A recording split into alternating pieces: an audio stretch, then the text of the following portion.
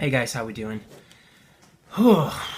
So Prince has passed away. This is you know, stuff like this happens in life, and it's always hard to fathom when somebody that's so legendary like that leaves us. And for me, Prince was one of my top five musical heroes of all time. I mean, I have every Prince album. I have followed his career since I was a kid. I have the deep cuts, the underground albums, stuff that was really hard to obtain. I have the concerts on DVD. I have it all. I love Prince. He has been such an inspiration. I mean, when I think about arrangements and songwriting and innovation, Prince was the man. And it's such a tremendous loss. And you know, I guess I'm still processing all this, so I really don't know what to say about it.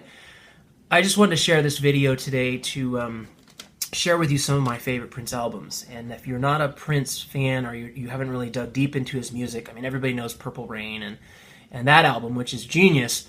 But there's some other stuff that came out throughout the years, and I'd like to share with you some of my favorites. And maybe you have some of these albums as well.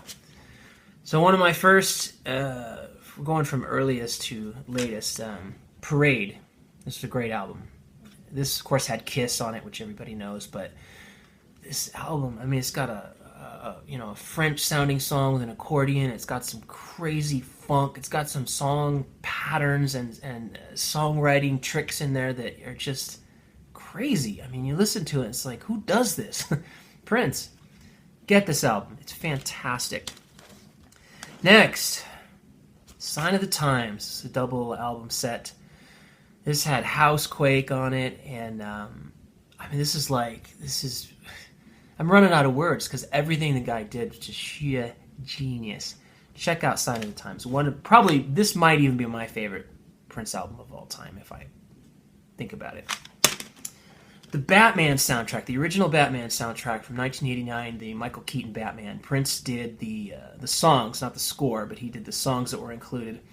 And I always thought this was such a cool idea for an artist to score, to do the soundtrack to a movie like this, would just write songs specifically for the movie, and it's just dripping with that Prince vibe, and it just was such a good match for Batman. It just worked so well. Prince followed that up with Graffiti Bridge, came out sometime after Batman, I believe, and another one of my favorites. Love it. The Love Sexy album. This was you get Prince naked in the cover.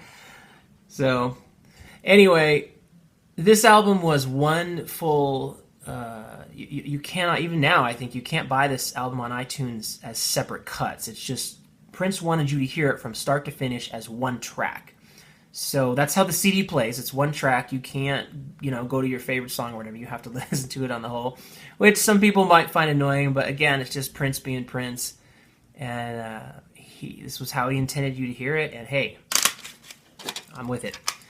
This was hard to find. I actually got this on eBay. This is the Black Album. This was a cassette of the Black Album. This was an underground album that Prince recorded and then apparently didn't want people to hear. Changed his mind about it or something. I don't know the full story, but the album became legend, and it was very hard to find for a while. Now you can get it on eBay. I paid almost, I think, $30 for this cassette, which is crazy, but it's got some great jams on here. Let's see. Diamonds and Pearls. This is a great album. This is Prince. This was 90s Prince. And he was leaning a little more towards mainstream pop in this one, and just fantastic album. Crystal Ball. This is a lot of Prince demos and stuff that he put together. It's a 3 CD set, and it's just Prince. When you listen to this, you just picture him in his studio just doing what he wants to do and saying, screw you to the music business. I'm doing it how I want to do it. And that's one of the things I loved about Prince more than anything, was he would just do things the way he wanted to do them, and he didn't care what other people thought.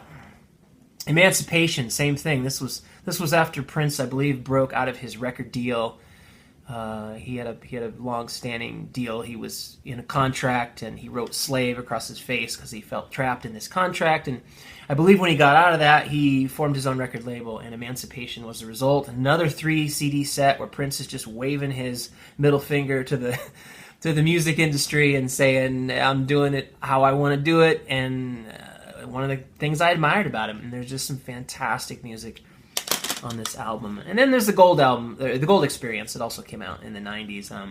You hear Prince experimenting with a lot of different stuff. He raps on this one, and just, I mean, if you're a music producer out there, listen to Prince. You want to talk about ideas, this guy will give you some ideas. And then there's so much stuff I have digitally online, a lot of the stuff that he's done in the last like 10 years that I have on my iPod that we could spend all year. But this video is just me sharing my love for a fantastic musical talent, and I just want to say thank you to Prince for all of his music and everything he's done over the years. Really changed the world and made a big difference in this guy's life. And if you haven't checked out Prince or dug into some of his work, go for it, because I don't even know where to start, but it'll take you a while to get through it. A very sad day. Sorry to hear of this loss. And, Prince was the man. Thank you guys for watching. I'll see you soon.